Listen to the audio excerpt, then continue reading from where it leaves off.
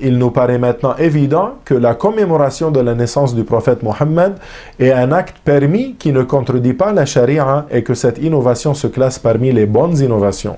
Celui qui rejette ou s'oppose à cette tradition juste pour le fait qu'elle est une bid'a, alors il a tort et son entêtement à rejeter cette bonne innovation indique son ignorance face au jugement qu'en ont donné les savants, ou alors elle démontre son arrogance face à l'acceptation de leurs paroles.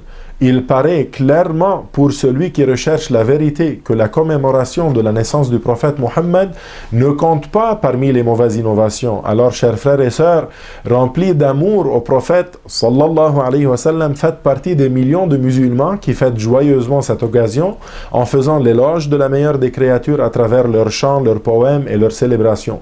Ne soyez pas affectés du tout ou distraits par ceux qui l'interdisent. Ils n'ont aucune preuve sauf l'entêtement. Ils suivent seulement leur passion, ils citent des versets et des paroles prophétiques pour essayer de perturber les musulmans débutants en sciences de religion et donnent de fausses interprétations, contredisant par cela la religion agréée par Allah pour tenter de montrer que les milliers de savants venus avant eux auraient été dans l'erreur dans leur croyance que Al-Mawlid est quelque chose de permis et de bon, comme si les musulmans avaient dû attendre leur arrivée pour être corrigés. Quel orgueil, subhanallah.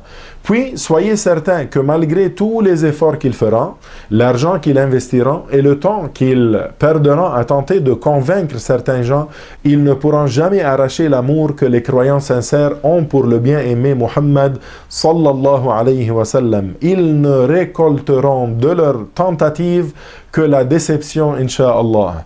Nous nous arrêtons ici, incha'Allah, pour le moment et vous retrouverons, incha'Allah, dans une suite à ce vidéo pour continuer à démontrer et prouver que la commémoration de la naissance du prophète sallallahu alayhi wa sallam est permise, même récompensée. Nos souhaits les plus sincères en cette joyeuse occasion de Mawlid à tous nos chers frères et sœurs festifs tout autour du monde. Kullu amin wa antum bi khayr et à très bientôt.